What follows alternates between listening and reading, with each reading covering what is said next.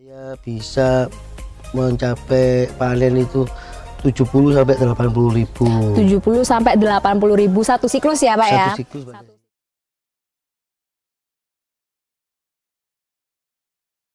Sekarang bisa 120 ribu sampai 130 ribu bibit. Wow, satu siklus bisa 120 ribu sampai 130 ribu, hampir 2 kali lipatnya ya Betul, Pak Mbak Heri ya? Desi.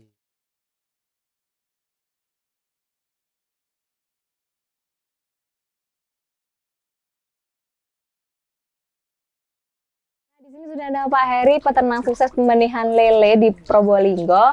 Langsung aja kita tanya-tanya detailnya nih mengenai pembenihan lele, khususnya jenis lele mutiara. Nah, selamat siang Pak Heri. Selamat siang Mbak Desi. Iya, jadi langsung aja nih Pak ya. Ini Desi mau tanya ini, kenapa Pak Heri kok milihnya ini lelenya yang jenis mutiara? Selain karena lebih tahan ya Pak ya terhadap penyakit, keunggulan-keunggulan apa saja sih Pak Heri yang ada di lele jenis mutiara ini yang bisa di-share di DA Lovers dan juga dulur GDM? Untuk keunggulan lainnya itu dia tahan suhu ekstrim. Di Probolinggo itu terkenal suhu ekstrim yang namanya angin gending, Oh, yang baik. datangnya itu bulan Juni sampai September. Nah, jadi 3 bulan itu kalau istilahnya bibit kita, indukan kita itu kurang bagus, maka bibitnya akan banyak yang trouble. Oke, jadi karena memang di Probolinggo ini suhunya ekstrim ya Pak Ekstrim, Heri Mbak ya. Desi. Jadi pembenihannya pakainya lelenya yang jenis mutiara. Ya. Biar lebih tahan juga ya Pak Heri ya. Oke, baik. Mulai dari kapan sih Pak Heri usaha pembenihan lelenya ini? Saya mulai pembenihan lele tanggal 17 Maret 2017. Wah, 17 Maret 2017, sudah hampir 2 tahun berarti Iya, ya Pak Mbak Heri ya. Desi. Suka dukanya apa sih nih Pak pembenihan lele seperti ini? Awal mulanya saya itu budidaya pembesaran ikan lele.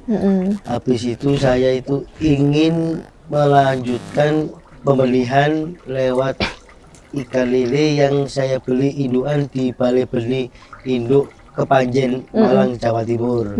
Dan indukan saya juga punya sertifikat, dan alhamdulillah saya sekarang juga mendapatkan sertifikat dari CPIP cara pembenihan ikan yang baik dari Kementerian dan Kelautan Jakarta.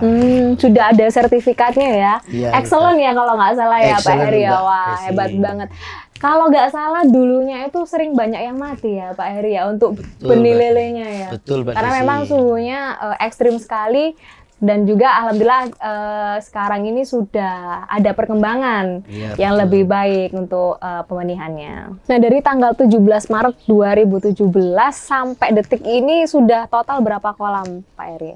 Saya sekarang punya kolam beton 27 kolam, Mbak Desi. 27 kolam. Yang dulunya awalnya berapa? Cuman 3 kolam terpal. Cuman 3 kolam terpal, sekarang sudah 27 kolam ya. Jadi memang benar-benar menjanjikan sekali dulu untuk pembenihan lele ini ya, khususnya untuk usahanya dari Pak Heri sendiri yang memang dari awal dulu merintis mulai dari 3 kolam sampai sekarang sudah 27 kolam. Nah, untuk indukannya sendiri nih Pak Heri, kan pastinya pembenihan ini butuh adanya indukan ya Pak Heri ya. Nah, kira-kira kriteria atau bagaimana sih indukan yang bagus untuk usaha pembenihan lele ini Pak? Untuk indukan yang bagus itu yang punya sertifikat resmi dari Balai Benih Indukan. Jadi kita bisa sama konsumen sama petani itu bisa sama-sama menguntungkan dan bisa merasakan hasilnya bersama-sama, Mbak Desi. Oke, jadi harus benar-benar yang tersertifikat ya Iya, Pak Heri betul, ya, Mbak agar Desi. nanti memang hasil dari bibit lelenya ini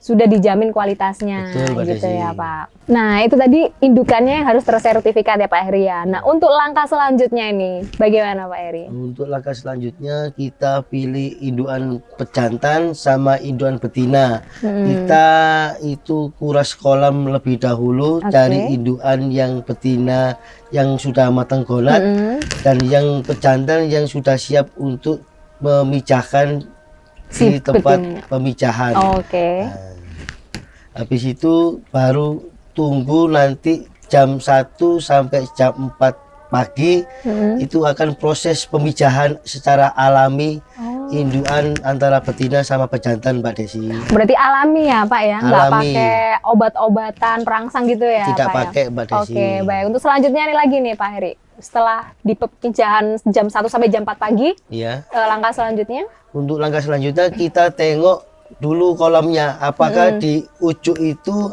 ada telurnya, Oh, hasil baik-baik. pembuahan. Kalau sudah ada induan betina sama pejantan itu kita ambil Mbak Desi. Oh, harus Kita dipisahkan. karantina lagi, dimasukkan kolam tanah biar cepet nanti adaptasi dengan yang lainnya. Oke, berarti setelah ditunggu, dilihat ya di Ijuk. di ijuknya itu sudah ada telurnya atau belum. Kalau sudah ada, indukan jantan dan betina ini Diambil. dipisahkan Ya. gitu ya. Baik, setelah ada telur-telurnya itu gimana Pak selanjutnya? Untuk setelah telurnya itu kita ambil indukannya, habis itu air yang sisa-sisa pemijahan kita gelontor pakai air bersih, sebersih-bersihnya, habis itu tutup sampai sekitar 4 sampai 5 jam, setelah itu diamkan. Habis itu nanti tunggu jam 11 malam sampai besok 1 kali 24 jam Oke. akan mengeluarkan larvanya netas itu Mbak Desi. Oke, berarti udah mulai penetasan ya Iya. dari Pak Heri ya. Nah, setelah telurnya menetas kemudian menjadi larva, tahap selanjutnya yaitu tahap pemeliharaan atau pendederan ya Pak Heri ya. Betul Mbak Desi. Nah, itu bagaimana Pak cara pemeliharaan atau pendederannya itu? Untuk 1 sampai 3 hari setelah larva menetas, itu kita nggak usah kasih makan dulu Mbak Desi. Baik. Habis itu hari yang keempat kita mulai kasih makan cacing sutra Mbak Desi. Karena memang masih kecil ya, Ya Pak Heri betul ya. Mbak Desi. Jadi untuk cacing sutra itu paling lama 10 hari setelah penetasan. Jadi kalau dihitung-hitung 2 minggu Mbak Desi. Makan Dari- cacing sutranya. Iya. Oke. Untuk selanjutnya setelah makan cacing sutra, Untuk selanjutnya habis itu kita kasih pakan yang serbuk, namanya istilahnya fengli, untuk lepas dari cacing ke sentrat.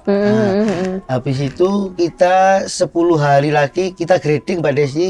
Kita mengetahui besar kecilnya bibit biar kita tahu kalau bibit itu yang besar biar nggak memakan yang bibit yang yang kecil. Oke, berarti untuk menghindari kanibalisme ya, Iya Pak betul Heri Mbak ya. Desi. Setelah itu kita bisa untuk selanjutnya lagi kita bagi-bagi itu bibitnya agar kita bisa maksimal dalam pembesarannya Mbak Desi. Kalau terlalu padat bibit itu akan kekurangan oksigen dan akan menimbulkan banyak kematian massal Mbak Desi. Oke, baik-baik. Jadi perlu diperhatikan juga untuk kepadatan ya, Pak Heri Betul ya. Mbak Desi. Karena memang kalau terlalu padat takutnya kekurangan oksigen gitu Ya, ya, Pak betul, Heri. Pak. Nah, tadi Pak Heri sempat menyinggung nama GDM ya, Pak Heri ya. Betul Mbak Desi. Ya, ini Desi mau tahu nih, mungkin juga dulur-dulur GDM dan juga DA Lovers pengen tahu juga perbedaannya sebelum sama setelah menggunakan GDM ini apa sih Pak Heri? Saya sudah istilahnya memakai produk-produk probiotik yang lain itu tidak maksimal kayak saya pakai GDM Mbak Desi. Jadi hasilnya maksimal mungkin, juga saya bisa merasakan hasilnya dari GDM antara SOC GDM dan Black Boss GDM Mbak Desi. Oke, jadi menggunakan SOC GDM dan juga GDM Black Boss ya. Itu perbedaannya apa Pak? Dari mungkin nafsu makan atau kematian lelenya atau kayak gimana? Satu, di air. Di air itu saya irit listrik. Oke. Satu, karena apa? Saya nggak ganti-ganti air selama 3 minggu Mbak Desi. Oke. Airnya nggak bau. Yang kedua itu nafsu makan ikannya lahap sekali. Yang ketiga dalam posisi apa istilahnya pertumbuhannya juga cepat Mbak Desi untuk bibitnya. Oke, jadi memang banyak manfaatnya ya. Ada perkembangan yang lebih baik, selain juga bisa tahan sama angin gending kemarin ya Betul, Pak Mbak Heri ya. Desi. Mungkin lebih ke recovery-nya atau pemulihannya itu mungkin lebih cepat. Mengenai kemarin kena angin gending ya Pak Heri ya. Nah, itu gimana sih Pak Heri caranya mengatasinya? Akhirnya sekarang sudah aman-aman aja nih. Mulai mungkin teknik pembenihannya seperti apa, persiapannya ini bagaimana Pak Heri? Mungkin bisa dijelaskan ke DA Lover sama dulur GDM juga. Saya mengenal GDM mulai 3 bulan yang lalu. Itu saya kenapa kok saya ambil alih ke GDM karena apa? Saya pakai produk lain itu nggak bisa mengatasi namanya penyakit lele karena saya juga dari satu produk ke produk yang lainnya nggak bisa mengatasi.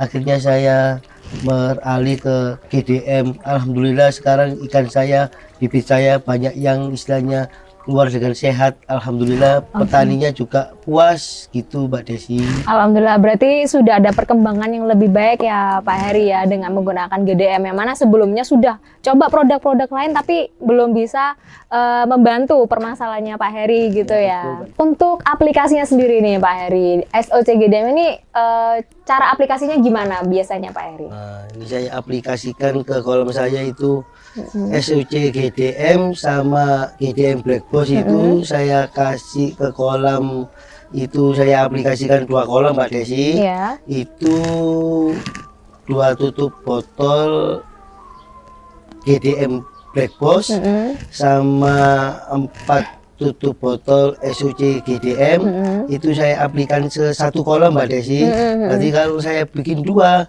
itu 4 Tutup Black tutup Boss. botol GDM Black Boss sama 8 tutup SOC GDM.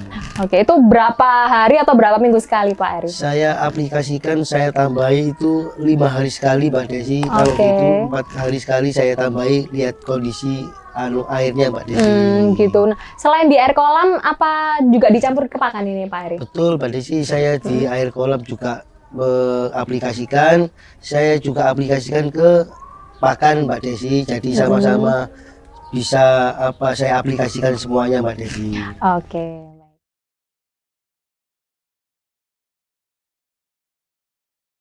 Sebelum menggunakan GDM, Pak Heri ini bisa panennya berapa ekor, Pak? Sebelum saya pakai GDM itu saya bisa mencapai panen itu 70 sampai 80 ribu.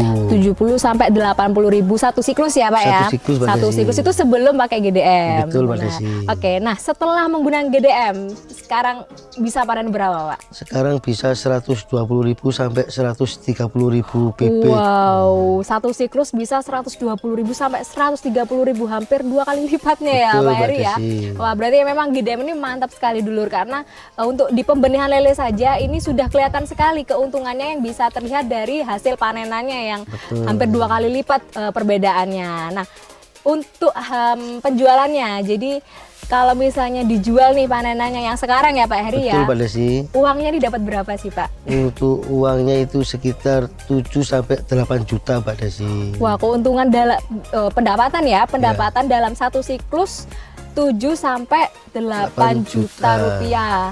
Nah, bisa dilihat nih keuntungannya dulur dari biaya produksi tadi sekitar 900.000 sampai 1 juta, dengan hasilnya setelah dijual itu sekitar 7 sampai 8 juta. Bisa dilihat sendiri keuntungannya berapa yang bisa didapatkan oleh dulur-dulur semua yang pastinya menggunakan produk-produk dari GDM Organik. Jadi jangan ragu ya dulur ya untuk menggunakan produk-produk GDM Organik, baik itu di pembenihan lele ataupun di pembesaran lele ya. Jadi untuk semua budidaya, produk-produk GDM Organik ini sangat bagus sekali.